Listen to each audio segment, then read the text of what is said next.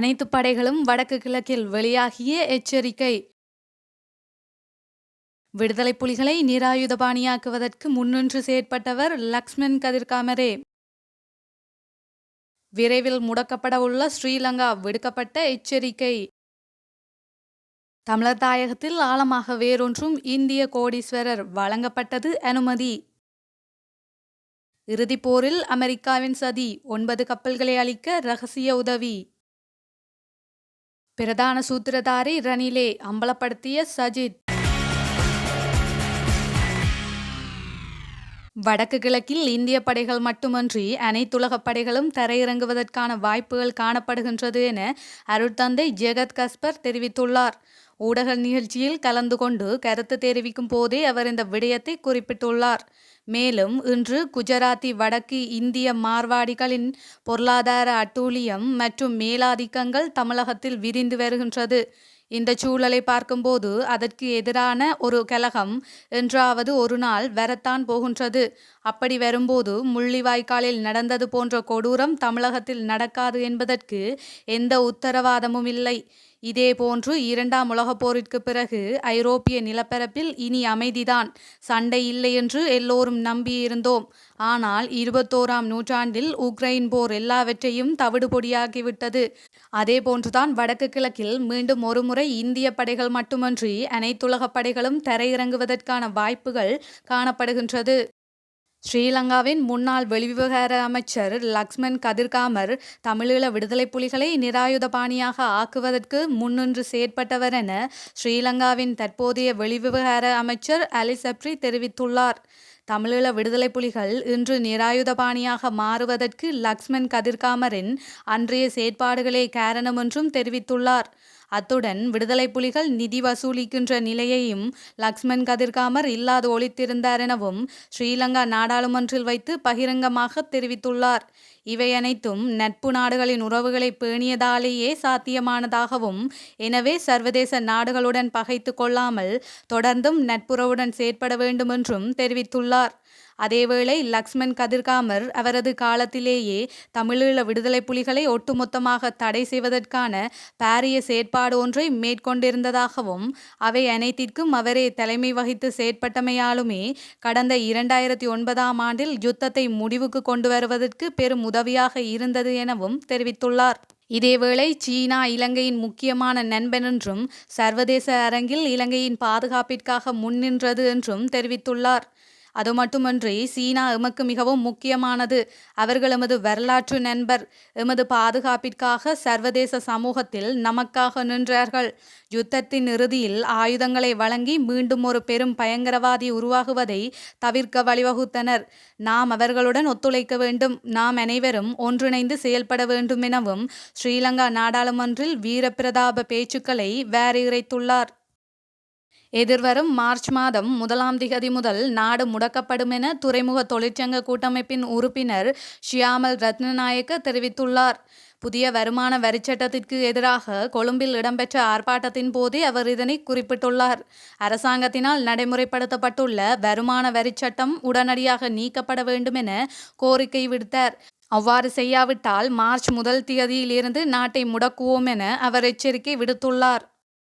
தமிழ் மக்களின் சுய உரிமை பாதுகாக்கப்படுவதற்கான வாய்ப்புகள் வழங்கப்பட வேண்டும் என வெளிவிவகார அமைச்சர் அலி சப்ரி தெரிவித்துள்ளார். அது மட்டுமல்லாது, நாட்டில் இறுதி யுத்தத்தின் போது இலங்கைக்கு வந்த 9 கப்பல்களை எமது படையினர் வெற்றிகரமாக அழிப்பதற்கு அமெரிக்க புலனாய்வு தகவல்கள் உறுதுணையாக அமைந்தது என்பதை மறந்துவிடக்கூடாது என்றும் சுட்டிக்காட்டியுள்ளமை பெரும் பரபரப்பை ஏற்படுத்தியுள்ளது. தமிழ் மக்கள் இந்த நாட்டில் ஒன்றாக வாழும் மக்கள் என்பதை உணர்ந்து கொண்டு அவர்களின் உரிமை பாதுகாக்கப்படும் வகையில் வாய்ப்புகள் வழங்கப்பட வேண்டும் என்றும் தெரிவித்துள்ளார். அவர்களின் மொழி, கலாசாரம் உள்ளிட்டவைகளுக்கு உரிய வாய்ப்புகளை வழங்க தேவையான நடவடிக்கைகளை மேற்கொள்ளப்பட வேண்டும் எனவும் கூறியுள்ளார். மேலும் இனம் மற்றும் மத பேதங்களுக்கு அப்பால் சிந்தித்து அதற்கான நடவடிக்கைகளை மேற்கொள்ளப்படுவது அவசியம். பல்தன்மை ஒருமைப்பாட்டுடன் இவ்வாறு ஆரம்பிக்கப்படும் பயணமே வெற்றி பெற முடியும்.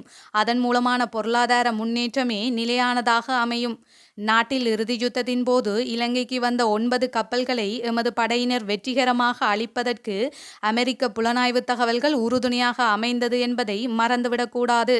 அந்த வகையில் சர்வதேச நாடுகளுடனான நல்லுறவுக்கு முன்னாள் வெளிவிவகார அமைச்சர் லக்ஷ்மன் கதிர்காமரின் செயற்பாடுகள் மிகவும் காத்திரமானதாக அமைந்தது என்றும் மறந்துவிடக்கூடாது என்றார். படித்தவர் நீங்கள் முட்டாள்களாக இருக்காதீர்கள் என நாடாளுமன்ற உறுப்பினர் ஸ்ரீதரன் நீதியமைச்சர் விஜயதாச ராஜபக்ஷவிற்கு ஆவேசமாக கூறியுள்ளார்.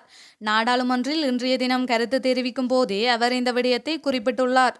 தமிழீழ விடுதலை புலிகளின் தலைவர் பிரபாகரன் 30 ஆண்டுகள் இளைஞர்களை பலவந்தமாக யுத்தத்தில் ஈடுபடுத்திக் கொண்டு வடக்கு கிழக்கில் வாழ்வாதாரத்திற்கு தேவையான அனைத்தையும் அளித்தார் என நீதியமைச்சர் விஜயதாச ராஜபக்ஷ தெரிவித்திருந்தார். இதற்கு நாடாளுமன்ற உறுப்பினர் ஸ்ரீதரன் பதிலளிக்கையில், அமைச்சரே, நீங்கள் இப்போதும் விடுதலை புலிகளின் தலைவரை மறக்கவில்லை, நாங்களும் மறக்க மாட்டோம், வாழ்க்கை முழுவதும் மறக்க மாட்டோம், நீங்களும் மறக்க முடியாது, ஏனென்றால் அவ்வளவு நேர்மையான கண்ணியமிக்க ஒருவரே அவர் என குறிப்பிட்டுள்ளார். அத்துடன் கிளிநொச்சிக்கு விஜயம் செய்து ரணில் விக்ரமசிங்க படம் காட்டிய போதும் இதுவரை 100 ரூபாவிற்கு கூட அங்கு நெல் கொள்வனவு இடம்பெறவில்லை என்பதை நான் பதிவு செய்கின்றேன். பொய்யான தகவல்களை தயவு செய்து இந்த இடங்களிலே நீங்கள் பரப்ப வேண்டாம். நீங்கள் ஒரு அமைச்சர், இனவாதத்தை கொட்ட வேண்டாம். யுத்தம் முடிந்து 13 வருடங்கள் முடிந்துவிட்டன. இந்த நாட்டில் இப்போது என்ன நடக்கின்றது? இப்போதும் விடுதலை புலிகளின் தலைவர் பிரபாகரனையா சொல்லப் போகின்றீர்கள்? தயவு செய்து சிந்தியுங்கள். படித்தவர் நீங்கள் முட்டாள்களாக இருக்காதீர்கள் என கோபத்தை வெளிப்படுத்தியுள்ளார்.